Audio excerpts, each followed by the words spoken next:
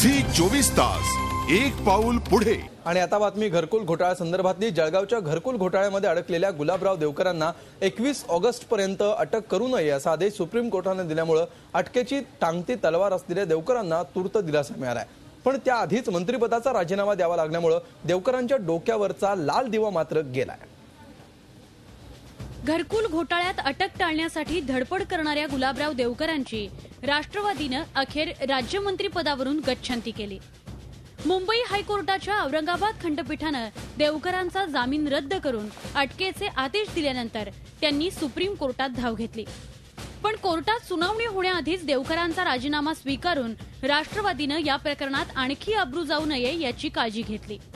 मुख्यमंत्र्यांशी मी स्वतः बोललो आणि राजीनामा मंजूर करण्याची विनंती केलेली आहे। दादा तो राजीनामा घेऊन मुख्यमंत्र्यांकडे जातील, मुख्यमंत्री राज्यपालाकडे पाठवतील। ज्या वेळेला त्यांच्यावर आरोप सिद्ध झाले त्यामुळे तो राजीनामा घेतला आम्ही पक्षानं।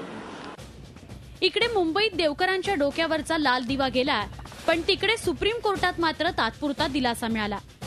21 ऑगस्टला पुढची सुनावणी होईपर्यंत देवकरांना अटक करू नये असे आदेश कोर्टाने दिल्याने देवकरांची अटक तुर्तास टळली आहे। ऑर्डरच्या विरोधात आम्ही आज सुप्रीम कोर्टात SLP म्हणजे स्पेशल लीव्ह पिटिशन दाखल केलं होतं। आज दुपारी त्याची सुनवाई झाली आणि कोर्टाने औरंगाबाद हायकोर्टाने दिलेला ऑर्डर हे स्टे केलेला आहे आणि आता पुढची तारीख या मॅटरमध्ये 21 तारीख कोर्टाने दिलेली आहे। घरकुल घोटाळ्यात देवकर पुरते अडचणीत आलेत। या प्रकरणात स्वतःला वाचवण्यासाठी देवकरांची धडपड सुरू असली तरी त्यात मंत्रिपद गमवावं लागल्यानं त्यांची राजकीय कारकीर्दही पणाला लागली आहे। झी 24 ताससाठी नवी दिल्लीहून रश्मी पुराणिकसह दीपक भातुसे, मुंबई। झी 24 तास एक पाऊल पुढे।